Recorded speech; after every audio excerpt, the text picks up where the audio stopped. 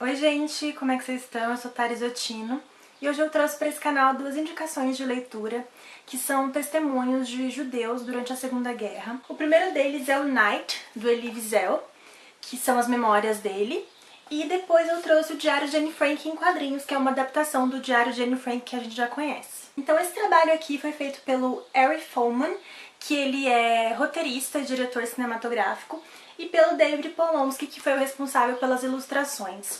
Eu gostei demais, assim, eu achei que a minha preocupação realmente era que a essência do Diário de Anne Frank e a voz da Anne estivessem aqui nessa obra, e eu acho que eles realmente conseguiram.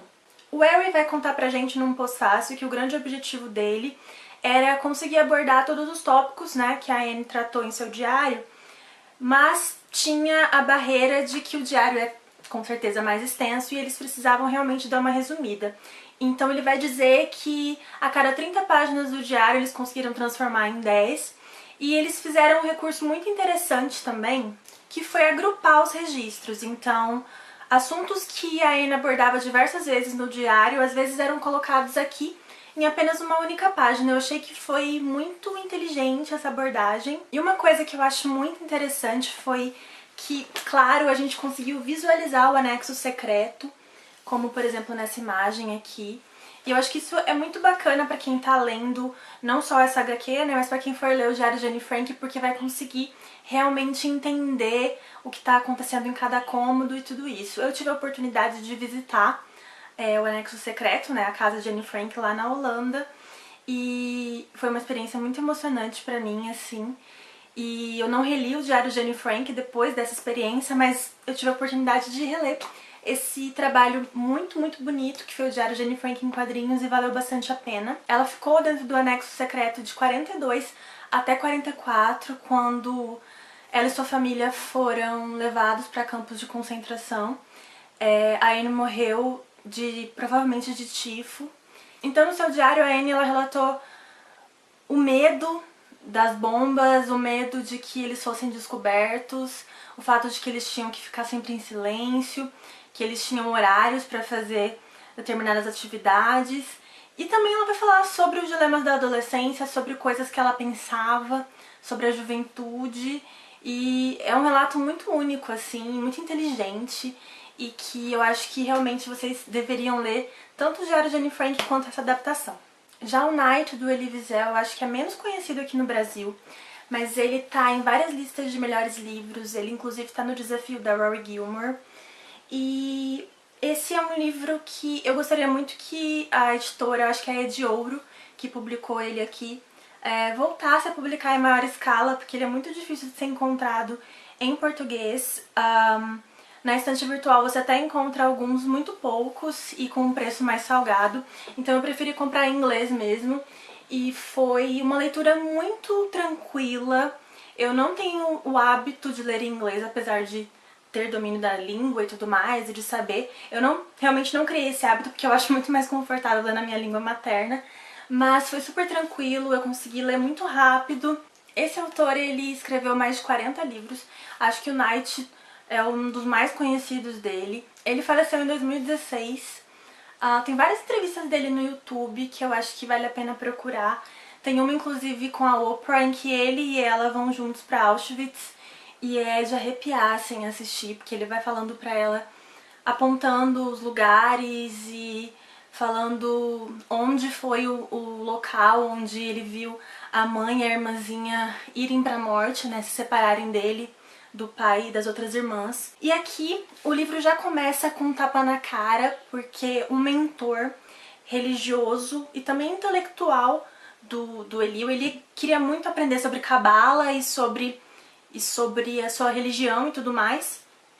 E esse mentor dele foi levado da cidade, porque teve um momento em que os judeus estrangeiros tinham que ser deportados, e esse cara foi junto com outros judeus, e a Gestapo parou eles e matou várias pessoas. Ele conseguiu fugir por sorte, mas quando ele voltou para a cidade, que é Siget, eu não sei se essa pronúncia é certa, na Transilvânia, que é o lugar que a gente conhece como Romênia, mas que na época fazia parte da Hungria, ele voltou para lá e tentou alertar as pessoas. Ele diz que ele realmente conseguiu sobreviver para poder chegar lá e falar, gente, se prepara porque o horror tá chegando. Só que as pessoas não queriam ouvir, as pessoas não acreditavam nele e as pessoas o taxaram de louco, assim.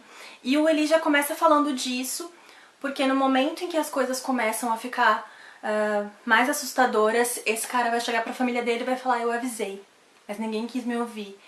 E é uma coisa que quando você lê, você fica muito impressionado, porque as pessoas realmente, eu acho que elas tinham tanto medo que elas não queriam realmente escutar o que poderia acontecer. Esse episódio com o mentor do Eli foi em 42, mais ou menos. Quando 1944 chegou e a guerra estava numa situação muito complicada, as pessoas da cidade continuavam sem querer acreditar, assim. Elas preferiam ter esperança. Tem uma parte que também me impactou muito, que é o fato de que eles se perguntavam como seria possível. Não, até parece. Hitler não vai conseguir aniquilar um povo inteiro em pleno século XX, com que propósito? E você percebe que eles tinham, além dessa esperança, era uma certa ilusão mesmo, de que Hitler não ia triunfar. E aí quando o exército alemão chegou na cidade mesmo, começaram a surgir vários e vários decretos, de repente os judeus não podiam sair de suas casas, eles não podiam portar joias ou qualquer objeto de valor. O autor vai contar que o pai dele enterrou, né, os objetos de valor da família, mas assim, mesmo com todos esses decretos, eles ainda não queriam acreditar que a situação ia se direcionar para o pior. E aí vieram os guetos, né, que eram lugares onde os judeus tinham que viver juntos, assim, as famílias viviam muito amontoadas e já começava a escassez, né, de alimento e tudo mais. Mas aí eles pensavam, nossa, mas pelo menos estamos juntos, não estamos tendo que conviver com os alemães e tal. E realmente a ficha começou a cair quando os transportes começaram para os campos de concentração. E eu li aqui que quando eles chegaram lá e eles leram Auschwitz, que era o campo de concentração para o qual a maioria das pessoas de Sigurd foram levadas, eles não sabiam do que se tratava, ninguém sabia do que se tratava. E aí o Eli vai contar sobre a primeira noite dele no campo, que é uma das passagens mais emblemáticas e famosas do livro, né?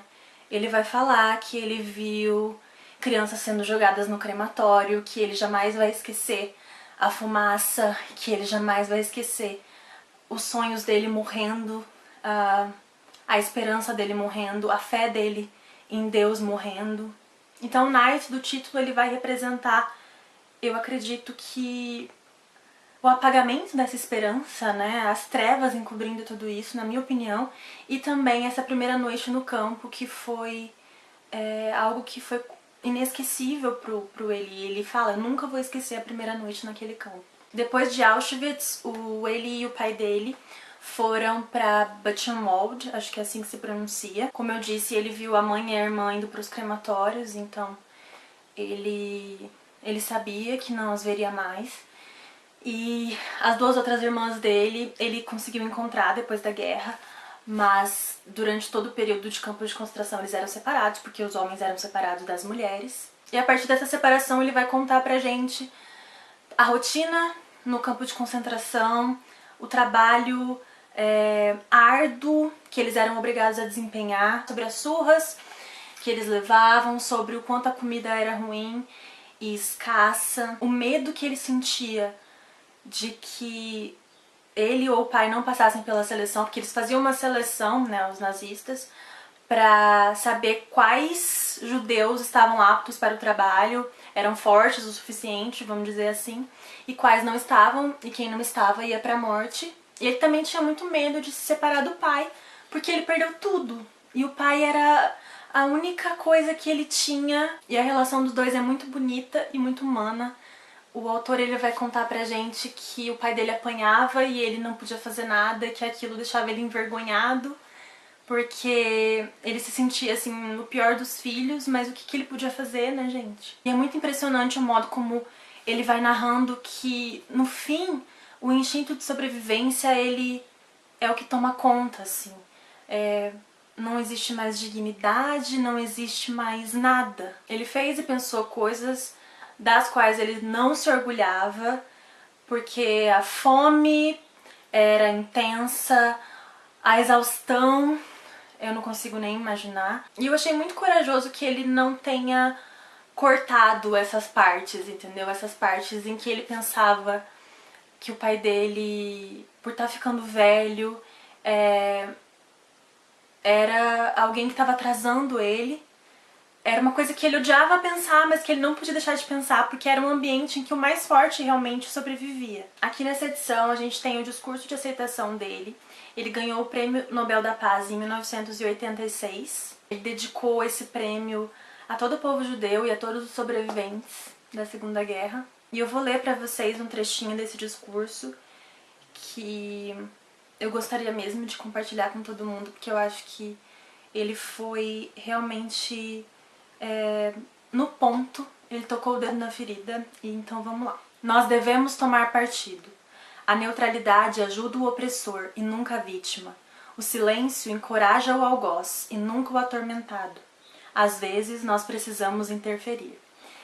Foi minha tradução, gente, então não sei se ficou totalmente clara, mas foi uma frase que quando eu li eu fiquei realmente muito impactada, porque povos inteiros continuam sendo dizimados. A gente não pode achar que esse horror todo que aconteceu com ele e com a Anne Frank é algo totalmente distante, porque não faz muito tempo que isso aconteceu. São leituras realmente muito pesadas, mas são testemunhos extremamente necessários.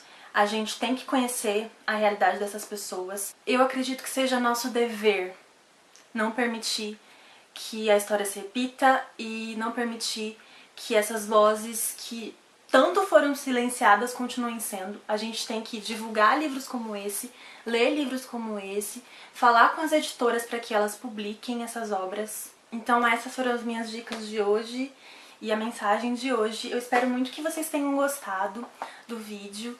Eu quero que vocês recomendem nos comentários outros livros que tratem dessa temática.